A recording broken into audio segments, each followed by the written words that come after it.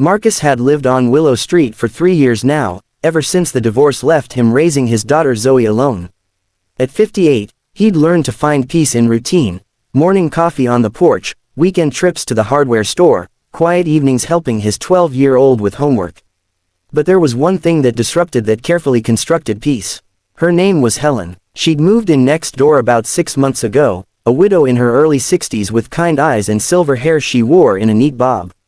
She was the type of neighbor everyone loved, always offering homemade cookies, always ready with a warm smile, always checking if anyone needed help with their groceries.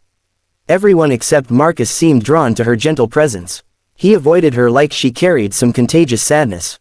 When he saw her car pull into her driveway, he'd suddenly remember something urgent inside his house. If she waved from her garden, he'd give the briefest nod and hurry along.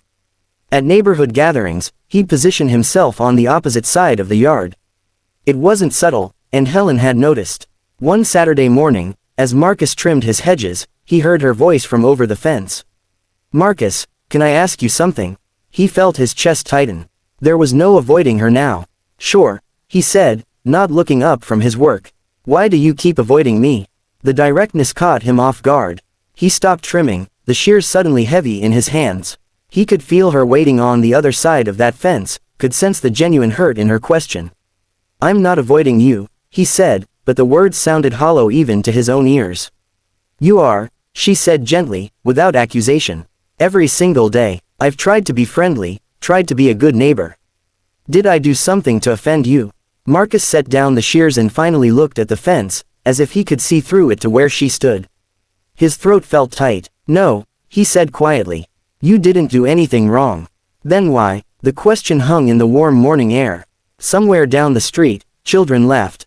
A dog barked. Normal sounds of a normal Saturday. Marcus walked to the fence and looked over it. Helen stood there in her garden gloves, trowel in hand, her face open and questioning. And just like every other time he'd seen her, his heart squeezed with an ache so profound it nearly took his breath away. "Because looking at you hurts," he said. Helen's expression shifted to confusion, then concern. "I don't understand." Marcus let out a long breath. He'd kept this to himself for 6 months, but maybe it was time to let it out. "You look exactly like my wife," he said. "Not my ex-wife, Diane. My first wife, Sarah." Understanding began to dawn in Helen's eyes. "The way you tilt your head when you're listening," Marcus continued, his voice soft with memory. "The way you hum when you're working in the garden. Even the way you hold your coffee cup with both hands on cool mornings. It's like watching a ghost." "I'm so sorry," Helen said. "I had no idea. How could you?" Marcus shook his head. "Sarah died 23 years ago. Breast cancer. We were only married for 6 years, but they were the best years of my life." Helen set down her trowel, giving him her full attention. "I remarried eventually," Marcus went on. "Diane was a good woman, and we had Zoe together. I'm grateful for that. But it didn't work out. We wanted different things." He paused. "The truth is, I never stopped comparing. Never stopped measuring every moment against what I had with Sarah. That wasn't fair to Diane. And now here I am," Helen said quietly, "a painful reminder." "Not painful because of you," Marcus clarified. "Painful because of me. Because I thought I'd made peace with losing her. I thought I'd moved on. But then you moved in, and suddenly it's like I'm 35 again, watching the only woman I ever truly loved slip away, and I couldn't do anything to stop it." They stood in silence for a moment, separated by the fence but connected by honesty. "Can I tell you something?" Helen asked. Marcus nodded. "My husband Tom died 2 years ago. Heart attack, completely unexpected. We'd been married for 38 years. Her voice carried the weight of that loss. "For the first year, I couldn't leave the house without crying. Everything reminded me of him. The grocery store where we shopped together.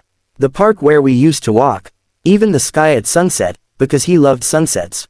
"I'm sorry," Marcus said. "Moving here was supposed to be a fresh start," Helen continued. "New town, new neighbors, new memories to make. And it has been good. But you know what I've learned?" "What's that?" "That the people we lose don't leave us. They become part of how we see the world. Tom taught me to notice kindness in strangers. To appreciate a well-tended garden.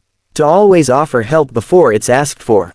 So in a way, he's still here, in everything I do." Marcus felt something shift inside him. "Maybe Sarah is still here too," Helen said gently. "In your daughter." In the home you've made. In your capacity to love deeply enough that losing her still matters 23 years later. That's not a weakness, Marcus.